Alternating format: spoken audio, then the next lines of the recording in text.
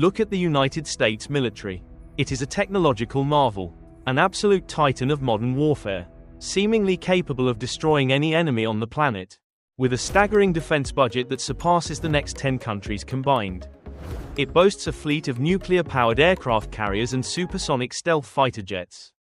It even operates a network of advanced satellites that can read a tiny license plate from the cold vacuum of space. Our little penguin friend here is absolutely terrified just looking at these overwhelming statistics. It looks like an unbeatable force of nature. But modern history presents us with a massive, glaring paradox. If this military machine is truly so unstoppable, why does it struggle so much? Why has it repeatedly found itself bogged down, deeply frustrated, and sometimes forced to retreat by drastically inferior forces?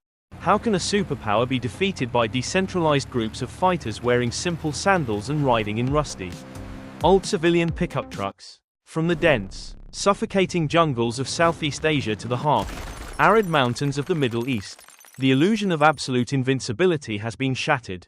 To understand exactly why this happens, we need to dive deep into the fascinating and often misunderstood concept of asymmetric warfare. In a standard conventional war, two symmetric armies meet on a designated battlefield, wearing distinct uniforms, trying to destroy each other's tanks and military bases. It's essentially like a heavyweight boxing match where the strongest puncher wins. But asymmetric warfare is a completely different beast entirely. It is not a boxing match, it is a massive swarm of angry wasps relentlessly attacking a heavily armored bear. The weaker force clearly knows they cannot ever win a direct, head-on confrontation with the giant, so they simply choose not to fight one. Instead, they rewrite the rules of the game entirely. They blend seamlessly in with the local civilian population and ruthlessly attack vulnerable supply lines. They refuse to hold territory. Their goal isn't to win a decisive battle, but simply to survive until the exhausted giant finally decides to go home. Let's travel back to the mid-20th century, to the dense, humid canopies of the Vietnam War, where the rules of modern combat were first truly challenged. According to the Rand Corporation and military archives, the US command relied heavily on a cold, mathematical metric called the body count. The logic seemed sound for a mathematician: if we eliminate more enemy soldiers than we lose, we are winning. Our penguin guide looks very proud of this chart. But war is not a simple spreadsheet. The enemy, fighting on their home turf, had an entirely different, unmeasurable metric: pure, unbreakable willpower. They were willing to absorb massive casualties as long as it meant outlasting the foreign superpower. Their resolve was their strongest weapon. The US poured billions of dollars into massive high-altitude bombing campaigns, attempting to sever critical supply routes like the Ho Chi Minh Trail. Yet, despite the overwhelming rain of fire, the supplies kept flowing. The trail was not just a road, it was a living, breathing network. Supplies moved on simple bicycles and human backs. High-tech sensors couldn't stop thousands of people moving through the shadows. The sheer technological superiority of supersonic jets could not break the psychological resolve of a highly motivated, decentralized force. In asymmetric warfare, conventional military math simply breaks down. The penguin's spreadsheet is now literally shattering before his eyes. A tactical victory on the battlefield, where an overwhelming force secures a hill or a valley, means absolutely nothing in the long run. Because as soon as those troops pack up and leave to secure the next objective, the enemy simply returns from the shadows. The hill is reclaimed instantly. The giant's victory was temporary, but the insurgents' presence is permanent. You can win every single battle, as the US largely did, and still lose the entire war. A shocking truth for the history books. But if the jungle was a nightmare, the jagged mountains of the 21st century would prove to be even more unforgiving. Chapter 2 begins now. Fast forward to the 21st century, and the theater shifts to the jagged, unforgiving mountains of Afghanistan, historically known as the graveyard of empires. Our penguin is now freezing, shivering uncontrollably on a steep, rocky cliff while a multi-million-dollar stealth jet roars overhead, shaking the ground. That jet is an absolute masterpiece of modern engineering, fully capable of dominating any open airspace on the planet. But there is a problem. What good is a supersonic, radar-evading fighter jet when your enemy is just hiding deep inside a complex network of ancient, thick rock caves? Terrain is the ultimate equalizer in any asymmetric conflict. It violently strips away technological advantages and forces combat down to the most basic level. High-tech conventional armies inherently rely on paved roads, clear lines of sight, and massive, cumbersome logistical footprints just to function properly. Insurgents, on the other hand, rely on the harsh land they have known and navigated for generations. The environment itself becomes the greatest weapon. They use narrow, treacherous mountain passes to easily ambush heavily armored convoys, effectively trapping modern vehicles in inescapable natural choke points. In these extremely harsh landscapes, delicate communication equipment frequently fails, heavy vehicles break down, and the highly touted technological edge is severely blunted. The local fighters don't need advanced satellite GPS to find their way. They simply navigate by the stars, the winds, and the ancient ridges. They don't need to build massive, expensive, and heavily fortified concrete military bases. The colossal mountains themselves provide the perfect, impenetrable natural cover. This actively forces the technologically superior invading army to fight entirely on the enemy's terms, neutralizing their biggest and most expensive advantages. It is exactly like forcing a heavily armored knight to fight a nimble thief in a muddy swamp. The thick armor simply becomes a deadly trap. Suddenly, every single mountain peak, dark valley, and cave entrance becomes a potential threat, severely draining the morale and resources of the occupying forces daily. The geography trap closes tightly around them, but the mountains hide an even more insidious, invisible enemy that bleeds superpowers dry, the nightmare of logistics. Moving a modern, high-tech army is not just about firepower, it is an incredibly complex and obscenely expensive logistical endeavor. According to Defense Department data, it takes massive amounts of specialized fuel, fresh water, and heavy ammunition just to sustain a single operating base for one day. Imagine trying to transport delicate air conditioning units and frozen ice cream to troops stationed in the middle of a scorching desert, thousands of miles from home. Our little penguin guide is currently pushing a tiny metal shopping cart through the blistering sand, looking completely exhausted and deeply regretting his life choices. The insurgent fighters are acutely aware of this massive weakness. They realize they don't actually need to attack the heavily fortified military base directly. Instead, they just need to cut the lifeline. They target the incredibly long, exposed roads that connect the superpower to its vital resources. A single hidden trap, a broken bridge, or a well-placed sniper on a supply route can instantly halt a massive convoy carrying millions of dollars in essential supplies. To counter this, the occupying army must deploy helicopters, drones, and heavy armor just to guard the delivery trucks.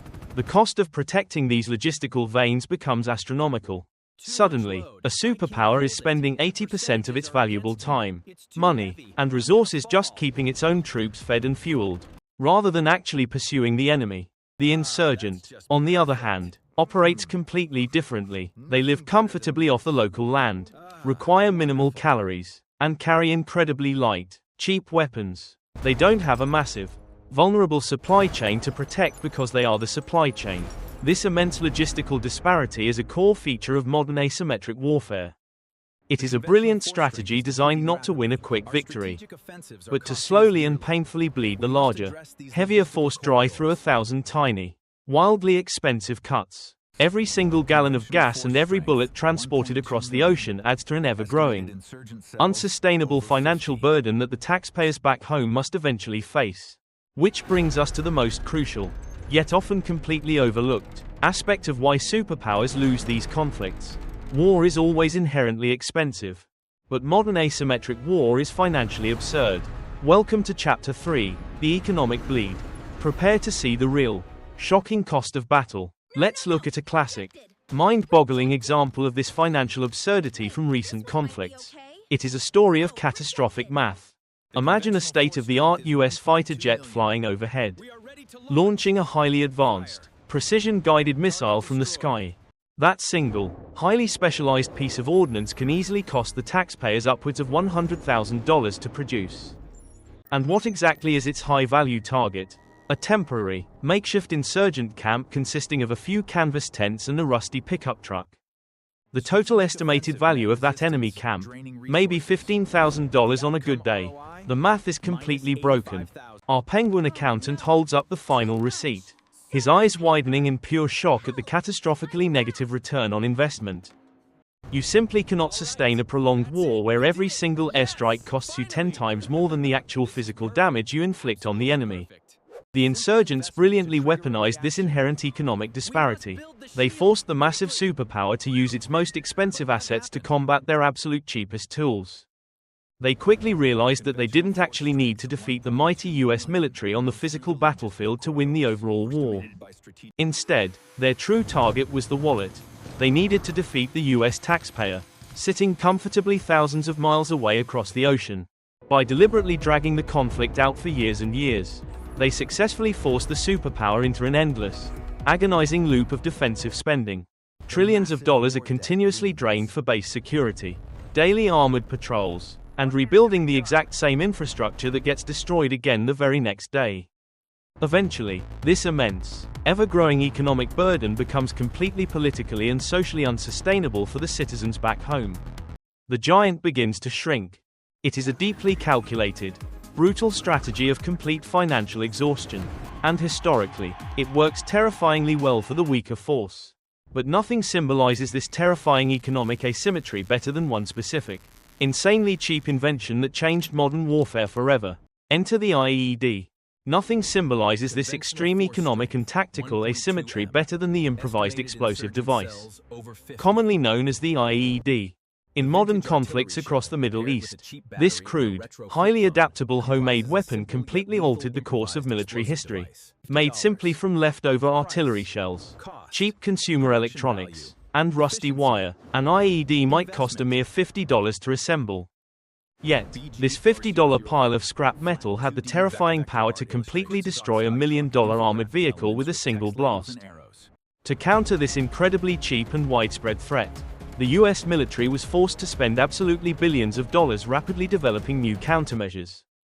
They built massive, heavy mine-resistant ambush-protected vehicles, or MRAPs, and deployed advanced electronic signal jammers just to safely drive down a street. Our Penguin guide is now wearing a 90-pound bomb disposal suit, sweating profusely while cautiously trying to defuse a highly suspicious toaster. But the insurgents simply dictated the pace of this conflict. Every single time the US found a high-tech countermeasure, they adapted. If their cell phone triggers were jammed by billion-dollar electronics, they simply switched to using cheap, undetectable wooden pressure plates buried in the dirt. This created an immense psychological toll. Suddenly, every single piece of trash on the side of the road became a potential, deadly threat. This relentless, exhausting action-reaction cycle always, inevitably, favored the cheaper, more agile side of the asymmetric conflict. The IED conclusively proved that in the modern era, pure, overwhelming explosive power is far less important than exactly where and how that power is applied. It's the stark difference between swinging a massive, incredibly heavy hammer completely blindly, and carefully striking a critical pressure point with a tiny needle. But if you think cheap homemade explosives are a nightmare for conventional armies, the future of asymmetric warfare is about to get significantly more terrifying. Welcome to the final frontier. Chapter 4, The Information and Future Warfare. The rules are changing again. Modern asymmetric warfare is no longer just fought with bullets, bombs, and physical destruction. It is fundamentally a relentless battle for psychological influence. The phrase, winning hearts and minds, became a repetitive political cliché. But it actually highlights a massive, critical vulnerability for any invading superpower. An overwhelming military force inherently relies on destructive kinetic power, but when you are fighting an insurgency deeply embedded within a civilian population, every single bomb drop risks tragic civilian casualties, which the military coldly categorizes as collateral damage. The Penguin tries to help, but, oops, every innocent life lost, every house accidentally destroyed, instantly becomes the ultimate recruiting tool for the insurgency. Hate multiplies faster than troops.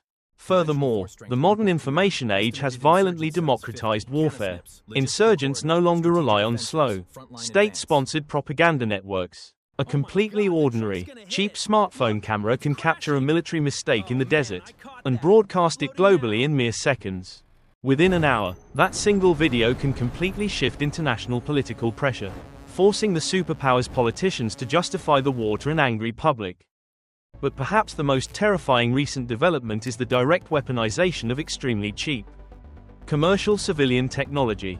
Today, a $500 hobbyist drone ordered online can be modified to drop a small explosive directly into the open hatch of a tank, instantly disabling a multi-million-dollar war machine.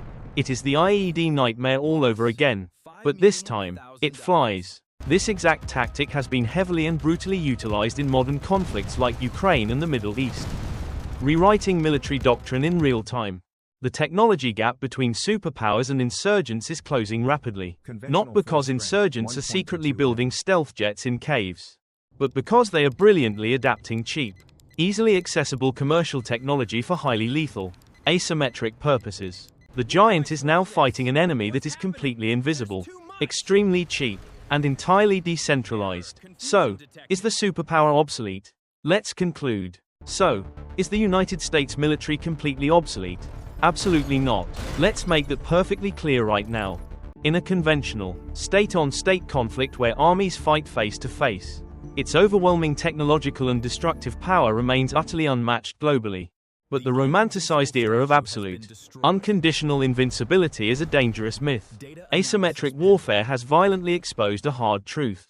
You simply cannot solve every single complex political, cultural, and historical problem with a precision-guided cruise missile.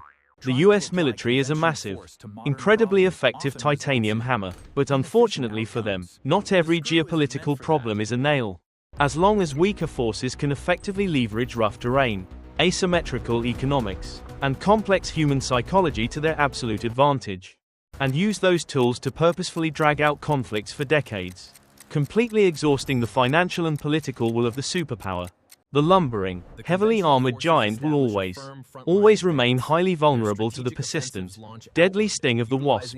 The terrifying future of global warfare will likely see even more of these blurred, chaotic lines where technology and guerrilla tactics perfectly merge. We will see devastating cyber attacks on infrastructure, massive swarms of cheap autonomous drones, and relentless information warfare completely replacing massive tank battles. The ultimate victory in modern, 21st century conflict might no longer go to the side with the biggest, most expensive guns and aircraft carriers. Instead, history shows that victory will go to the side with the most enduring patience, and the absolute highest tolerance for physical and economic pain, and the crucial, terrifying ability to rapidly adapt their tactics faster than the lumbering enemy can even build a new weapon to fight them. Our little penguin guide has certainly learned a lot of terrifying things today. And he is definitely ready for a long, peaceful vacation. Thanks for exploring the fascinating, incredibly expensive, and chaotic world of asymmetric warfare with us. Don't forget to subscribe. See you next time.